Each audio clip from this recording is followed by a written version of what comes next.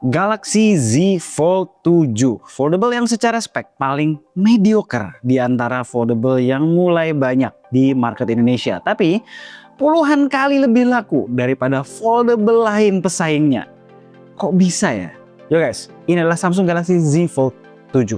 Gue udah pakai ini kurang lebih mungkin sedikit under 5 bulan lah ya, on and off. Video ini bukan video full review, bukan adu spek atau pixel peeping kamera, bukan. Gue mau ajak kalian ngobrol dan telaah, kenapa sih Z Fold 7 ini masih foldable yang jauh lebih laku daripada foldable lain.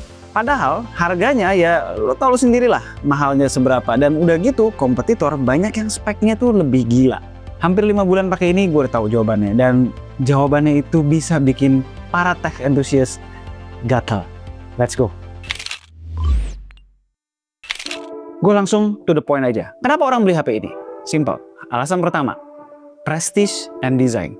Lo nggak beli HP 20-30 juta ini pakai hitungan value for money. Sama kayak orang beli jam tangan mewah. Apakah jam itu nunjukin waktu lebih baik dari jam murah gue? Ya nggak juga.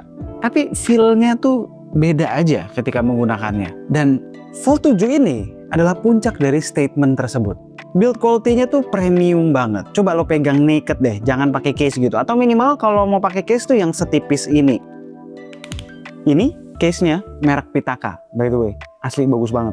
Bohong kalau lo nggak bisa ngerasain perbedaannya, let's say dengan Vivo X Fold 5 ini. Dan the fact bahwa dia ini adalah sebuah foldable, ketika meeting atau nongkrong di cafe, orang masih nengok ketika gue ngebuka seperti ini. Gengsinya dapet banget. Oh ya, ngomong-ngomong soal case, ini adalah satu kelebihan yang absolut dari Z Fold 7 dibanding foldable lainnya. Case-nya tuh masih banyak pilihannya, dan yang premium tuh ada gitu loh. Gila, nyari case buat X Fold 5, nyari case buat Find N5 itu nyari yang bagus ya, itu susah banget. Kita masuk ke poin kedua. Bang, tapi kan foldable lain banyak yang lebih canggih. Ya itu bener banget ya, itu bener banget. Gue liat banyak brand lain yang bikin foldable yang spek kameranya lebih gila, chargingnya lebih cepet, baterainya lebih gede, atau bahkan yang fiturnya lebih seru. Tapi faktanya tetap aja, yang jualannya laris manis siapa? Yang lebih banyak orang awam yang berani taruh duit puluhan juta di mana? Tetap di Fold 7 ini. Kok bisa? Suka nggak suka? Ya itu karena brand Samsungnya itu sendiri. Kenapa? Karena pengguna umum mereka nggak mau ambil resiko. Mereka beli brand yang mereka udah kenal. Mereka mau HP yang softwarenya mateng dan ekosistemnya ke watch, ke buds itu seamless dan udah jadi. Samsung mungkin bukan yang paling canggih di atas kertas, di spec sheet. Tapi di mata orang umum, mereka tuh yang paling mateng, yang paling aman di ranah Android, terutama di level HP 25 jutaan. Ini sebenarnya rada beda ya dengan smartphone candy bar. Gue di jalan tuh masih sering ketemu orang, beberapa kali lah ketemu orang pakai Xiaomi 15 Ultra, X seriesnya Vivo sering, Find seriesnya Oppo juga sering. Tapi yang gue bener-bener belum pernah, mungkin sekali sih, tapi sekali doang, itu gue ketemu orang pakai Find N5, pernah sekali, kayak Vivo X Fold 5, terus foldable-nya Honor, itu gue belum pernah ketemu, unless itu tech reviewer ya.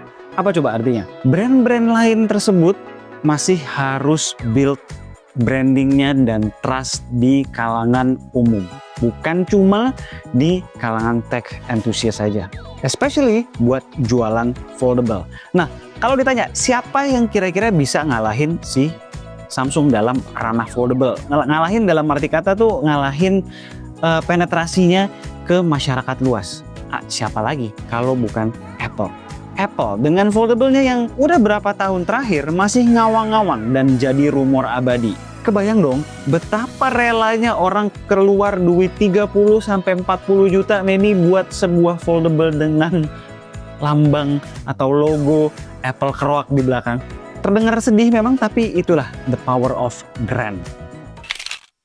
Sebelum lanjut, karena tadi ngomongin spek ya atas kertas ya, menurut gue sebagai Fold user, gue merasa ada dua hal yang sebenarnya bisa diimprove Samsung di next release-nya. Dan menurut gue ini cukup urgent.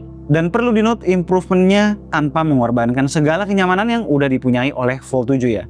Yang pertama, itu baterai. Kalau saja mereka mengadopsi baterai silikon karbon, mereka bisa meningkatkan battery life dengan signifikan tanpa mengorbankan all the sleekness dari sebuah Fold 7. Kalau soal charging, gue udah berhenti berharap sih ya, brand di luar China ngasih charging cepat.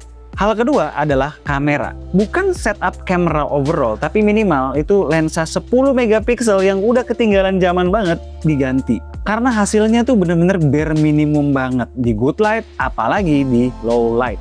Yang lainnya sih masih oke lah ya, baik foto dan video.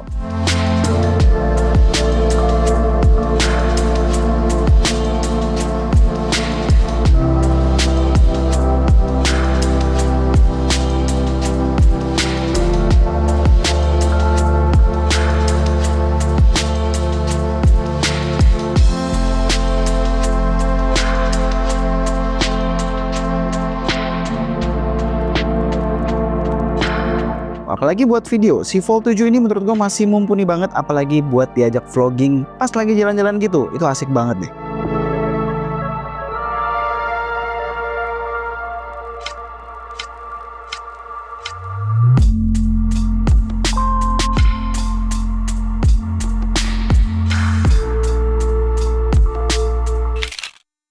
Kita masuk ke poin ketiga. Sebenarnya ini bukan alasan kenapa Fold 7 lebih laku dari yang lain. Tapi, kenapa semakin banyak orang jadi semakin terbuka terhadap menggunakan foldable? Cuma ya, karena dua alasan sebelumnya, Fold 7 lah yang akhirnya jadi laku banget. Itu adalah experience menggunakan foldable yang sekarang sudah jauh lebih proper.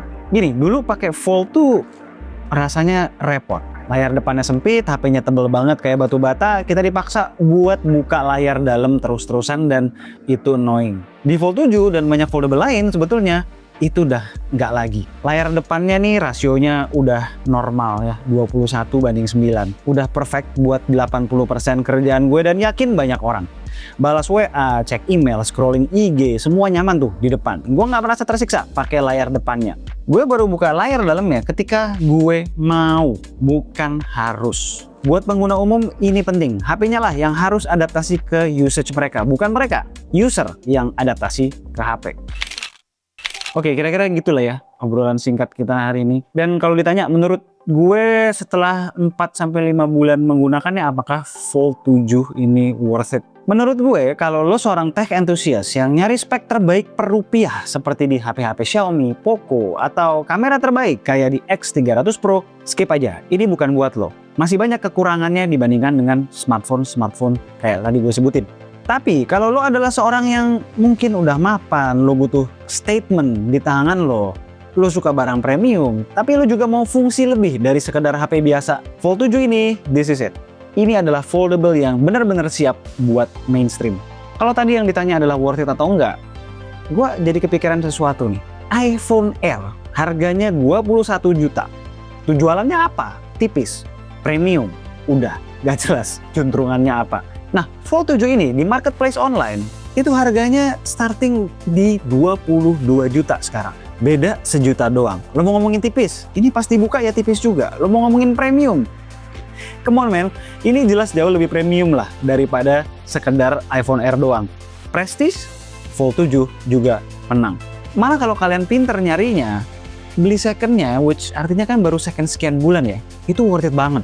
Alright, sekian aja itu video non-review dari gue kali ini. Gue Alessa, and this is K2G, tunggu raca kami berikutnya. Ciao.